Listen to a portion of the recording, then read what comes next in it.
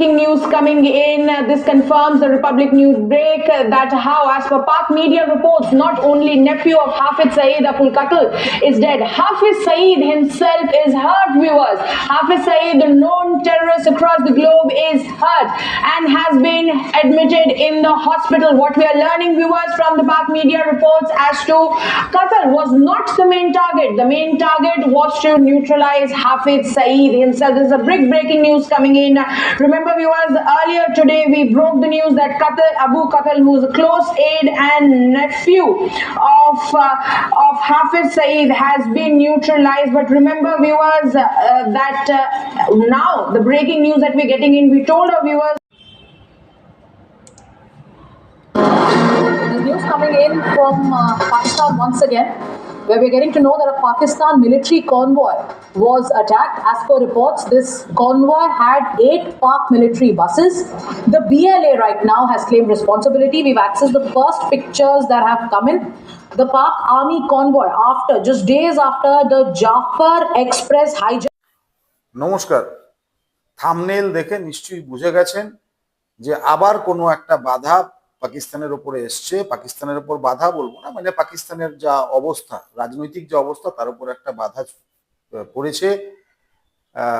তারা যা চাইছিল, তারা যেভাবে পৃথিবী থেকে মানে এই পৃথিবীটাকে দেখতে চাইছিল, সেই রকম ভাবেই এই পৃথিবীটা এদেরকে দিক দেখাচ্ছে। যাই হোক, পড়শি দেশ, পড়শিদের একটু খোঁজ খবর তো রাখতেই হয়, কি বলেন?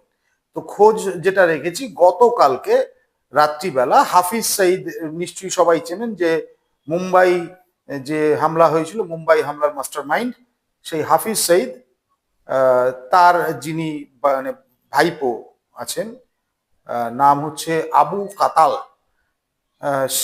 তার একেবারে ঈশ্বর প্রাপ্তি হয়ে গেছে, হুর প্রাপ্তি হয়ে গেছে, একদম যেভাবে তিনি দেখেছিলেন। এবং আবু সঈদ তিনিও ইসে ভর্তি আছেন, কি বলে, হাসপাতালে ভর্তি আছেন। এখন তার সঙ্গে পাকিস্তানের এই এফএটিএফ এ যাওয়ার, অর্থাৎ এই কালো তালিকাতে দেউলিয়া রাষ্ট্র ইত্যাদি ঘোষণা হওয়ার, অর্থাৎ তার বিশ্বব্যাংকের থেকে টাকা যে ইটা আসা, ধারাবাহিকতাটা আসা, সেটা যে বন্ধ হবে এবং তার মধ্য দিয়ে পাকিস্তান একটা দেউলিয়া রাষ্ট্রের দিকে যাবে। এবং দেউলিয়া রাষ্ট্র যদি হয়ে যায়, তাহলে পরে পাকিস্তানে কিন্তু পারমাণবিক বোমা রাখার যে অধিকারটা, সেটা কিন্তু কমে যাচ্ছে। এবার কেন কমে যাচ্ছে সেটার মূল ব্যাখ্যাটাতে আসে।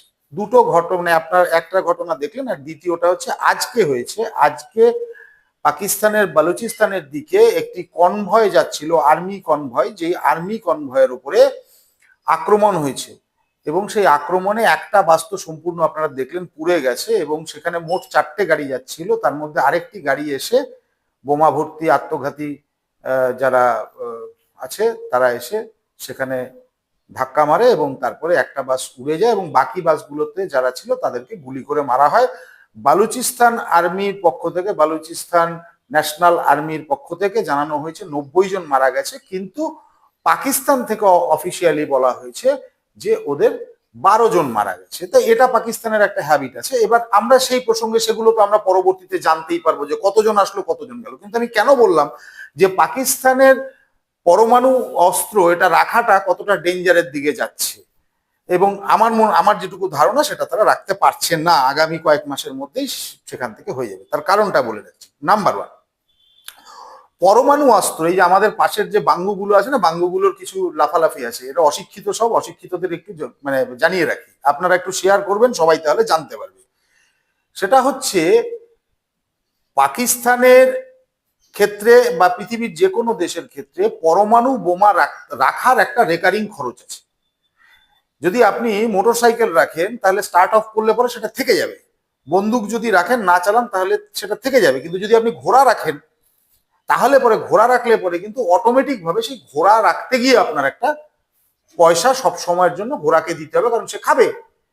পরমাণু যে হেডগুলো আছে, পরমাণু অস্ত্রের যে মাথাগুলো আছে, সেগুলোকে যদি মানে ঠিকঠাক জায়গা মতো রাখতে হয়, তার একটা রেকারিং খরচ হয়। একটা গরিব দেশ, একটা দরিদ্র দেশ দরিদ্র দেশের মানে পরমাণু অস্ত্র যাই করো না কেন, পরমাণু অস্ত্রই রাখো আর পরমাণু বিদ্যুৎ চুল্লি করো বা যাই করো না কেন, পরমাণুর একটা নিজস্ব খরচ আছে, রেকারিং খরচ আছে। তো সেই পরমাণু রক্ষণাবেক্ষণের যে খরচ, সেই খরচটা যদি পাকিস্তানের মতো রাষ্ট্র বেয়ার করতে না পারে, তাহলে তো তার পরমাণু অস্ত্র রাখার কোনো সম্ভাবনা নেই।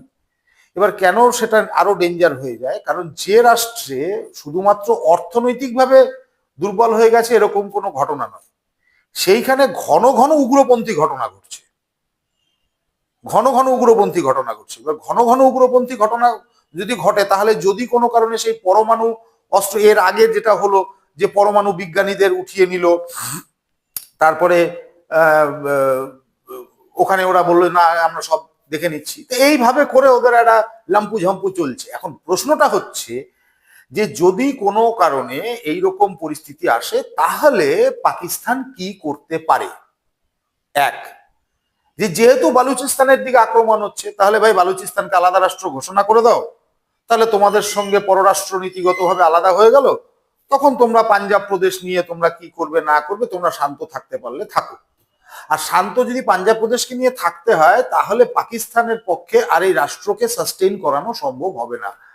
অর্থাৎ একদিকে কুয়া একদিকে খাই, দুদিকেই মানে তুমি যেদিকেই যাও না কেন, তুমি অর্থনৈতিকভাবে তুমি ওই গর্তে পড়ছো। আর অর্থনৈতিকভাবে গর্তে পড়লে পরে তোমার পরমাণু অস্ত্র রাখার কোনো যোগ্যতা থাকবে না। আর পরমাণু অস্ত্র রাখার যদি যোগ্যতা না থাকে, তাহলে পাকিস্তান সেনার আর কোনো প্রয়োজন নেই। তার মানে পাকিস্তান রাষ্ট্র একদিকে যেরকম দেউলিয়ার দিকে যাচ্ছে, অপরদিকে পরমাণু শক্তিধর রাষ্ট্র হিসাবে তার যে গ্রহণযোগ্যতাটা ছিল বিশ্বের বাজারে, সেই গ্রহণযোগ্যতাটা কমে যাচ্ছে। আমি সবাইকে আপনাদের অনুরোধ করব, আমি আরো বিস্তারিতভাবে এর ব্যাখ্যা আমি নেক্সট ভিডিওতে দেব, কিন্তু এই ভিডিওটা আপনারা প্রচার করবেন। এবং যারা এই ভিডিওটা দেখছেন, যদি সাবস্ক্রাইব না করে থাকেন, সাবস্ক্রাইব করে রাখবেন। আমি নেক্সট আপডেট যা আসবে, নেক্সট যে রাজনৈতিক ব্যাখ্যা আসবে, সেই ব্যাখ্যাটা আপনাদের কাছে পৌঁছে দেবো। তবে এইটুকু বলে রাখতে পারি যে এর পরের যে ব্যাখ্যাটা হবে সেটা আরো ভয়ঙ্কর হবে, আমি একদম সুনির্দিষ্ট করে আপনাদের বলছি। সুতরাং আপনারা এটা শেয়ার করুন, সাবস্ক্রাইব করুন, কমেন্ট করুন। সবাই ভালো থাকবেন। নমস্কার।